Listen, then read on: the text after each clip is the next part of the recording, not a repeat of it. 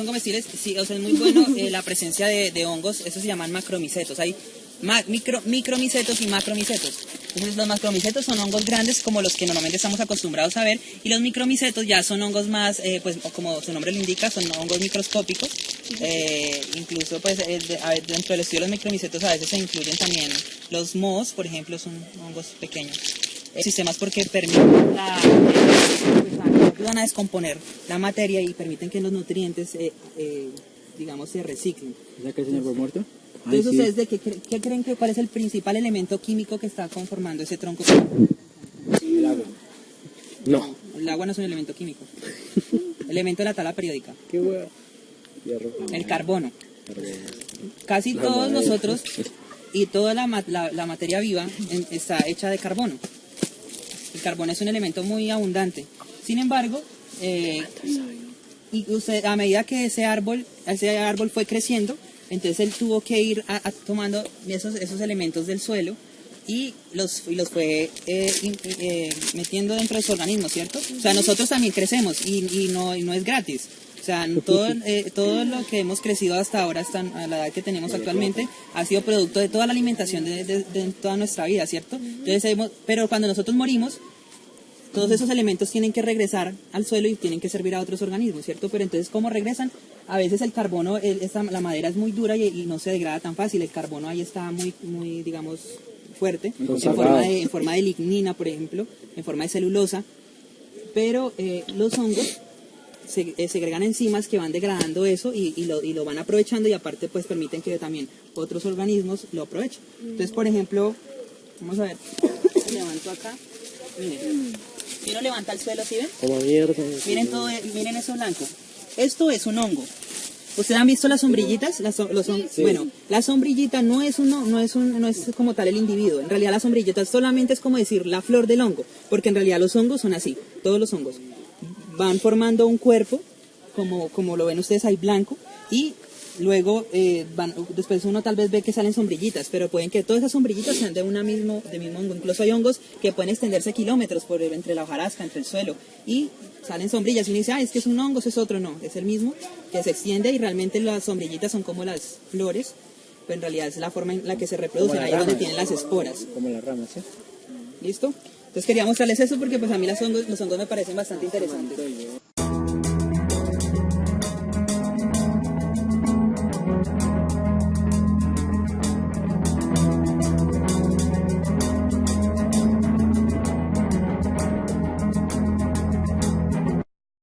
Entonces, ¿ustedes qué han averiguado, qué han leído sobre calidad de agua?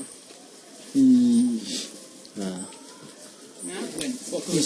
Sabemos muy poco. La calidad del agua es un parámetro que se mide precisamente para determinar el grado de contaminación en que se encuentra una fuente hídrica, ¿cierto?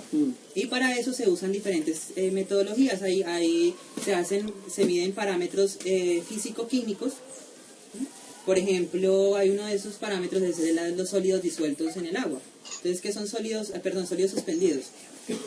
Entonces, quiere decir que una quebrada, por ejemplo, si está muy contaminada, pues vamos a encontrar más sólidos suspendidos, es decir, el agua va a estar más turbia. O por ejemplo, ahora que veníamos en la quebrada, como llovió, pues el agua va a estar mucho más turbia, quiere decir que hay sólidos suspendidos en el agua. A diferencia, por ejemplo, de un agua muy cristalina, es decir, que tiene muy pocos sólidos suspendidos. Entonces eso de alguna manera me está indicando cierto grado de contaminación. Sin embargo, uno tiene que tener en cuenta que para medir la calidad del agua no se puede tener en cuenta solo un parámetro.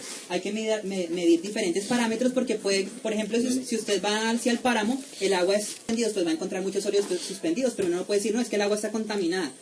Porque es contaminado, es material propio de esa zona y pues realmente no es contaminación, ¿sí? Es un proceso natural. Entonces eso es lo que hay que medir.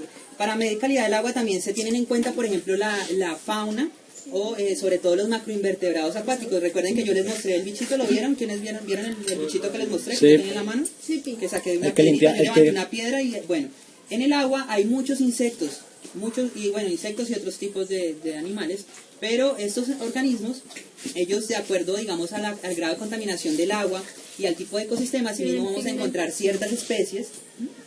Entonces, por ejemplo, esos organismos se han usado para medir el grado de contaminación del agua. Entonces, hay incluso ya unas tablas que te dicen si encuentras... pues de los residuos de las minas, de todas las explotaciones que se están haciendo, tiene mucha popo, mucha, pero es que, o sea, ella estudió la de Bogotá, estudió manantial, cristal, todo eso, y muchas de esas que han cerrado porque tienen popo, o sea, sí. bueno, lo que pasa es que hay una bacteria, lo que uno hace, pues no es que uno encuentre popo ahí, no, es que hay en las heces, tanto de animales como humanos, hay una bacteria que se llama Escherichia coli. Esa bacteria es un indicador, incluso en alimentos. Uno cuando hace estudios de bacteriología en alimentos se llaman estudios bromatológicos. Y si uno encuentra Escherichia coli es un indicador de que no es que le haya caído popo a la comida, sino que, digamos, la persona pudo que no se lavó bien la mano, le quedó la bacteria ahí, esas bacterias se reproducen mucho. Entonces, pues pero es un indicador, de un mal manejo.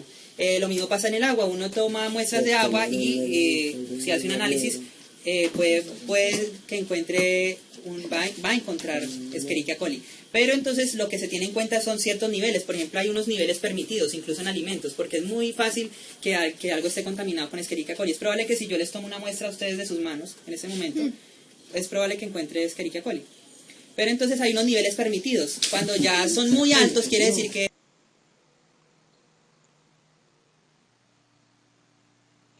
Entonces, ¿qué es eso? La demanda química, cuando en el agua hay, digamos, ciertos componentes, o se han adicionado ciertas sustancias químicas, cualquier sustancia en realidad, empiezan a haber una cantidad de reacciones químicas, y esas reacciones químicas normalmente necesitan oxígeno, van a consumir oxígeno del agua. Cuando uno hace una medición y uno encuentra que hay un alto consumo de oxígeno, o una demanda química de oxígeno elevada, quiere decir que es agua contaminada, ¿sí? Por decirlo de alguna manera, realmente es algo más complejo. Y la demanda biológica quiere decir que es, la cantidad de los organismos que vienen en el agua, pues van a requerir oxígeno, ¿cierto? Y también se puede medir qué tanto oxígeno se está consumiendo del agua. Entonces, normalmente en aguas limpias hay oxígeno suficiente, y también hay una demanda alta de biológica, una demanda biológica de oxígeno también elevada, pues porque hay más organismos. Normalmente en aguas contaminadas ya los organismos empiezan a reducirse. Y es que es muy muy visible. Cuando nosotros hemos hecho las prácticas, uno va y toma las muestras, arriba en juntas, y encuentra muchos bichitos. Y cuando uno va abajo, ya se reduce hartísimo la cantidad de bichos que uno encuentra.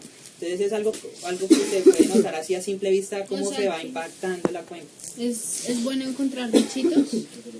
Sí, normalmente, por ejemplo, incluso si tú estás en un lugar, tal vez en un bosque, y te pierdes y tienes mucha sed y de pronto encuentras un agua, ves que en el agua hay pececitos, tú dices, puedo tomar del agua.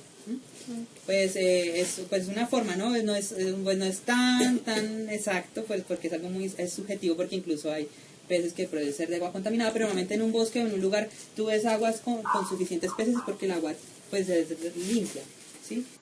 Aproximadamente es un acueducto que tiene más de 60 años. Y pues hace mucho tiempo pues dejó de ser funcional para Ibagué, pero aún sigue alimentando pues lo que son las instalaciones ahorita el colegio Amina Melendro, que era pues parte de la granja San Jorge, y algunas de las fincas vecinas también se alimentan de esta agua. Como les digo, es notorio la reducción en los caudales del agua.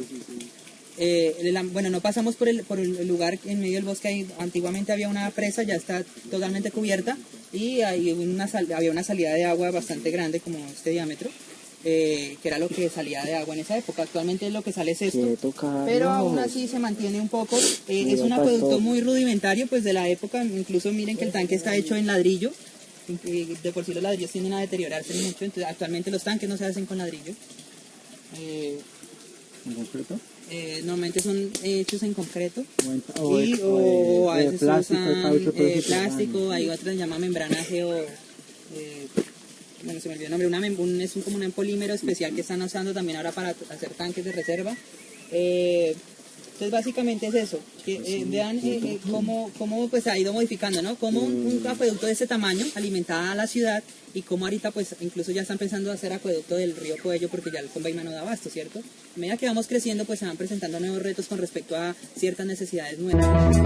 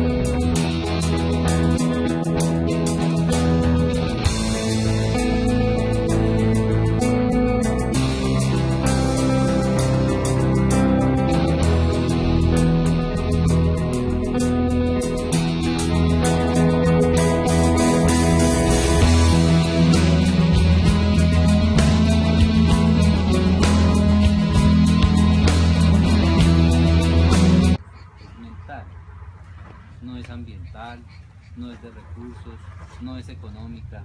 La pobreza de nosotros es mental, porque sencillamente nosotros estamos parados en un paraíso y no lo estamos aprovechando, no lo estamos protegiendo, no lo estamos poniendo a funcionar como debe ser, más bien lo estamos deteriorando día a día con prácticas como las que creo que ustedes han podido ver hoy y en algunos otros días, lo que está pasando en el río Conveima, ¿sí?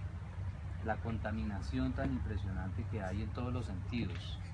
La industria no aporta porque le interesa es ganar plata, entonces sus residuos van a los ríos.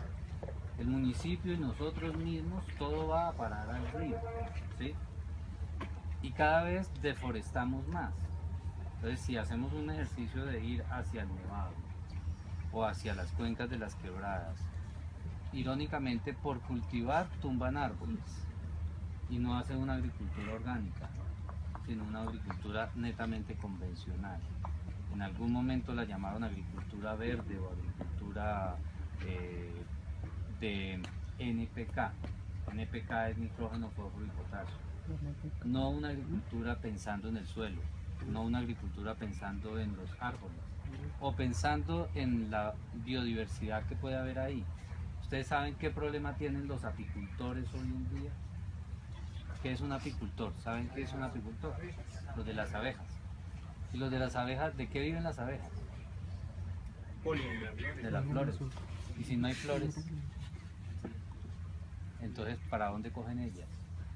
Entonces tienden a africanizarse y entonces se vuelven bravas. Y si se vuelven bravas, entonces empiezan a tener actitudes en contra de la producción y en contra de nosotros y del entorno ambiental. Entonces hay menos abejas, por lo tanto hay menos miel de abeja, ¿sí? Pero hay menos polinización. Y si hay menos polinización, ustedes ya saben qué es polinización, ¿cierto? Entonces hay menos vida, o sea, hay menos producción. ¿Y qué es producción? Producción es lo que nosotros nos comemos. Llámense lo que quieran. Si va a tomar café, es un palo de café y es polinizado por una abeja. Si es una fruta, ¿cuál les gusta más? El mango. Y si el mango o la guanábana no tiene un control ambiental, entonces muy seguramente no va a haber mangos ni guanábanas. Y ustedes dirán, uy, pero crítico, entonces estamos así de grave, estamos peor de grave. Porque quienes están produciendo hoy en día son todos aquellos que tienen capacidad económica de poder hacer artificialmente cultivos que al final nosotros nos comemos ese mango y esa guanábana llena de químicos y la salud no es, que prefiere morirse porque no tiene alternativas, y un sector muy rico que prefiere comprar a quienes la cuidan. Y nosotros estamos en un sitio muy privilegiado, Colombia, donde tenemos todo lo que ellos necesitan y acá no tenemos es conciencia. Entonces, como muchas veces uno escucha es el comentario de que somos un país pobre, nosotros somos pobres.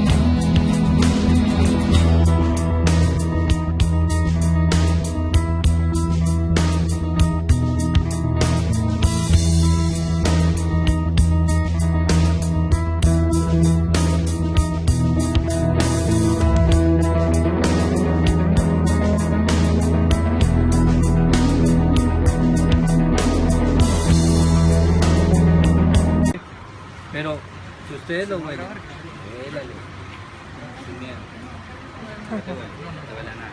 Si lo coges, tampoco te va a quemar. ¿Qué vas a notar? Ponle cuidado.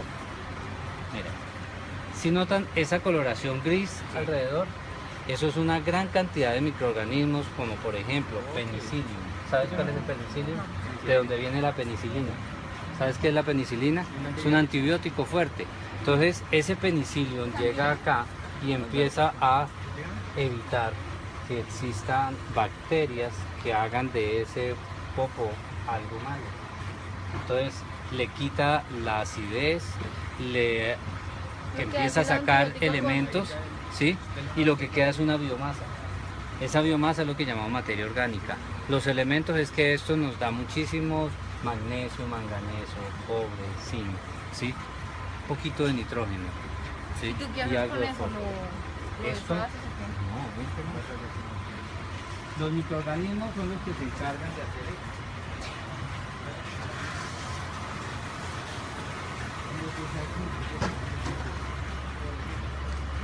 Chicos, acérquense más para que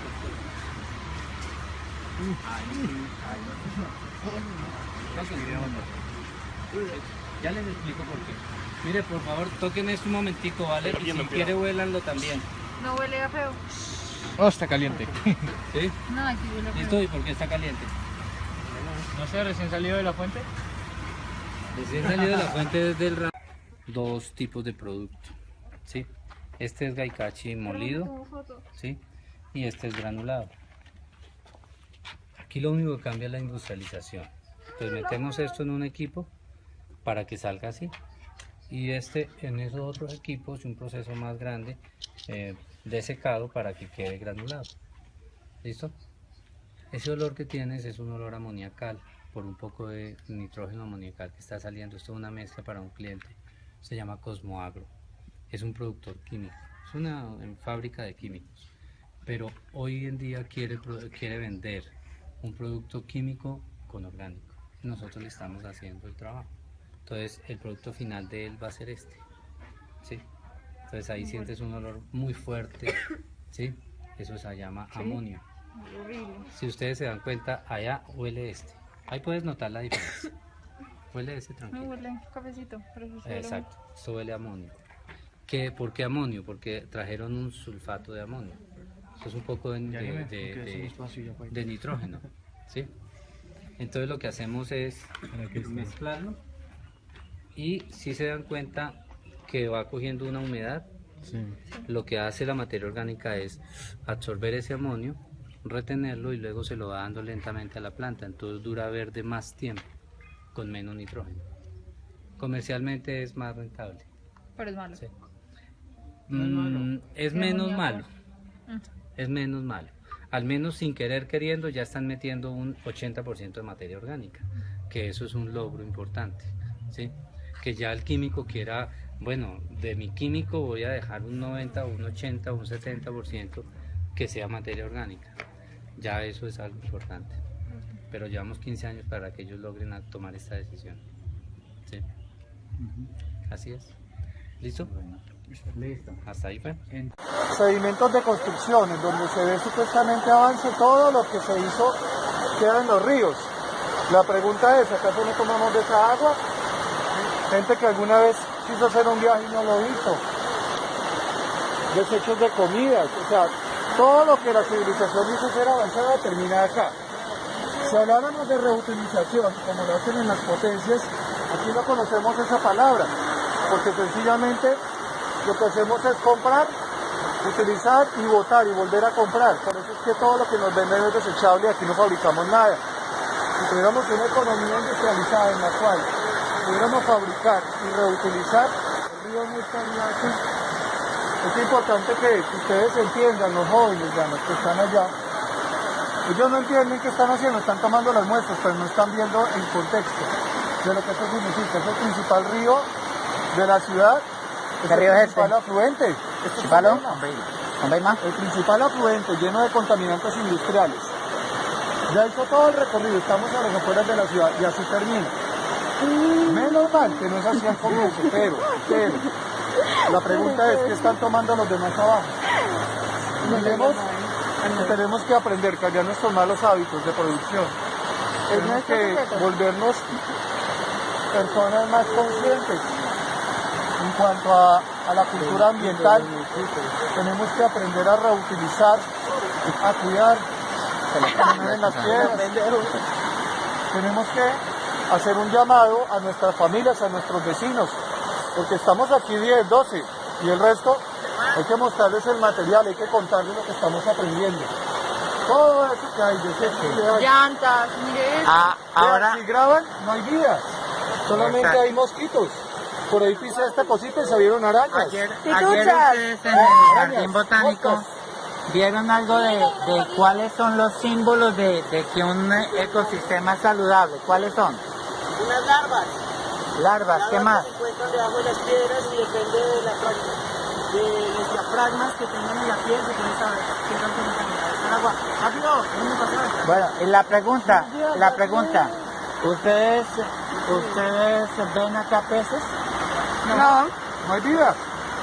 Todos los seres vivos que hay acá, los insectos que hay, se adaptaron.